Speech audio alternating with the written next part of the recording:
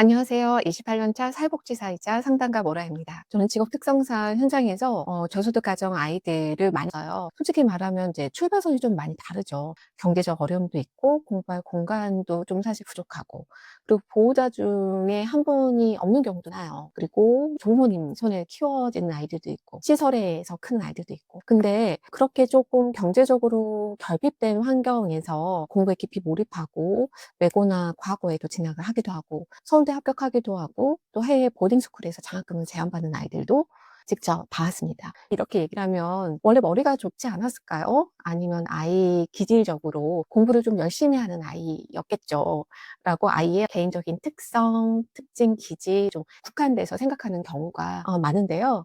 사실 아이의 기질과 특성보다 가장 중요했었던 건 환경이었던 거예요. 그 환경에 가장 영향을 미치는 게 사실 부모였던, 보호자였더라, 주 양육자였더라가 제 결론이었습니다. 그래서 제가 28년 동안 그렇게 좀 특출나게 잘 큰, 공부 잘하고 스스로 잘하는 아이들의 보호자, 주 양육자의 공통적인 대화법 세 가지를 말씀드리려고 합니다. 이 이야기를 끝까지 들으면 이거 나도 좀 해볼 수 있는 건데, 이것만 좀 잘하면 우리 아이에게 조금 좋은 영향을 줄 수 있겠다 생각할 수도 있고요. 이 인생에 귀인이 있다고 하잖아요. 첫 번째 귀인은 부모입니다. 그래서 우리 부모가 우리 아이에게 좋은 영향력을 줄 그 세 가지 비밀 지금부터 말씀드리도록 하겠습니다.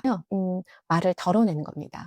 아이에게 하고 싶은 말이 아이를 공부를 시키려고 하다 보면 머릿속에 한 100마디쯤 떠오를 수가 있어요. 왜 아직도 안 해? 그러니까 성적이 그 모양이지. 야, 누구는 벌써 끝냈다는데 너는 2단원까지는 해야 되는 거 아니야? 라는 이런 말 중에 비교, 비난, 무시 이런 말들이 있어요. 이렇게 섞인 말들은 다 덜어냅니다. 그리고 내가 전달하고 싶은 한 문장과 행동만 남기면 됩니다. 왜냐면요, 아이들은 부모의 말보다 태도를 먼저 읽어요. 이때 아이들의 뇌 발달을 아마 들어보셨을 텐데 이성의 뇌인 전두엽이 발달하는 시기이고 생존의 뇌를 더 많이 사용해요. 그래서 감정과 본능에 충실합니다. 아이들은 부모의 말보다는 부모의 눈빛, 한숨, 표정, 몸의 방향 이런 거에 더 민감하게 반응을 하고 거기에 비언어적인 메시지를 더 본능적으로 받아들여요. 그래서 아이들의 뇌는 아직까지 더 생존과 감정에 더 민감하다라는 걸 기억을 해주셔야 돼요. 그래서 숙제해야지라는 말을 반복하기보다는 차라리 엄마가 먼저 식탁에 앉아서 조용히 책을 펼치고 이렇게 말을 하는 게 좋아요. 숙제할 거 가져와 볼래? 이렇게요.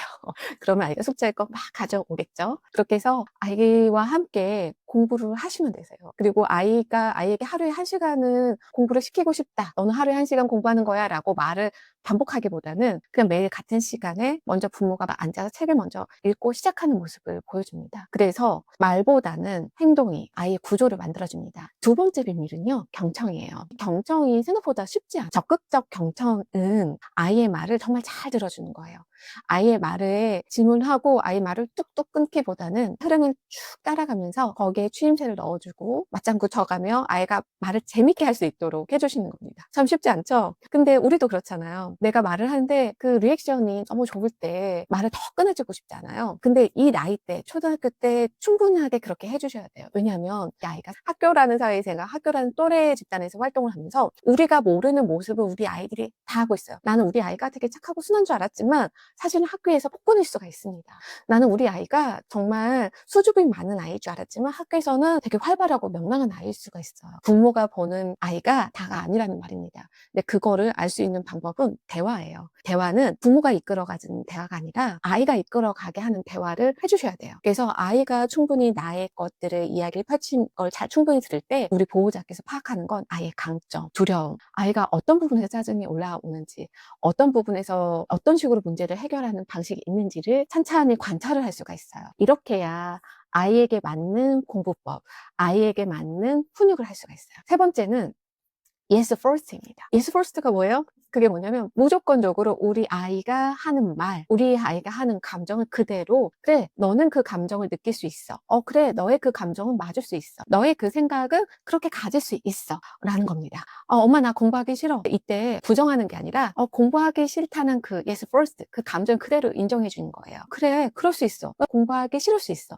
되게 자연스러운 거야. 나는 어떤 그 감정 그대로 인정을 해줘요. 그리고 나서 그 다음에 우리 하고 싶은 말을 할 수 있는 거예요. 그렇게 해야 우리의 아이의 저항은 낮아질 수 있죠. 공부하기 싫어. 맞아. 공부하기 싫을 수 있어. 공부는 그래 지루해. 재미없어. 엄마도 그랬어. 하지만 이거는 해야 하는 거야. 그 한계 설정과 기준 설정을 해주셔야 합니다. 세 가지 방법을 알려드렸어요. 첫 번째, 말을 덜어내는 거. 두 번째, 적극적 경청. 세 번째, yes first. 초등학교 저학년까지는 사실 통제가 어느 정도 통해요. 하지만 초등학교 고학년부터는 다르죠. 자아가 올라오고 아이 스스로도 비교가 시작돼요. 또래의 영향도 커집니다. 그때 부모의 말은 조언이 아니라 통제로 들리기 시작합니다. 그리고 그 순간부터는 공부 문제가 아니에요. 이거는 아이가 어떻게 스스로가 이 공부에 관련한 생각, 공부에 대한 마인드, 어떻게 컨트롤을 해야 될지에 대한 문제입니다. 그래서 부모가 많이 말을 할수록 아이 마음은 다치고요. 설득을 많이 할수록 아이의 저항은 계속 커질 거예요. 특히 초등학교 때는 얌전하고 성적도 괜찮던 아이가 고학년 올라가서 말대꾸도 들고 사춘기에 들어가서 완전히 공부를 놓아버리는 모습이에요. 왜냐하면 엄마가 통제가 점점점 심해졌기 때문에. 사춘기라는 시기에 들어가기서는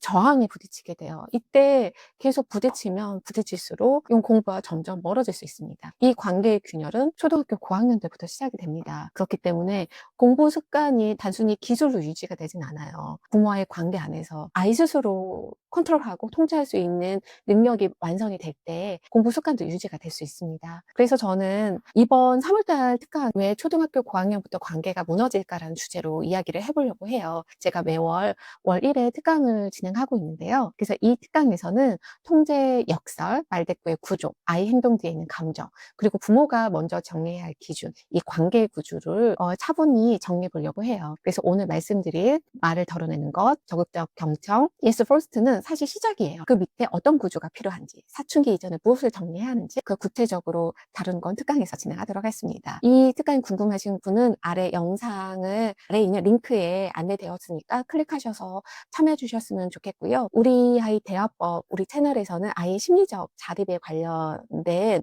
대화법을 알려드리고 있습니다. 우리 아이의 심리적 자립을 키워주고 싶으신 분은 구독과 좋아요를 함께 해주시고요. 다음 영상에서 또 함께 하겠습니다. 그리고 이번에 특강 되게 중요하니까 아래 링크 클릭하셔서 꼭 특강도 함께 참여해 주시기 바랍니다. 감사합니다. 다음 영상 때 또 뵙겠습니다. 감사합니다.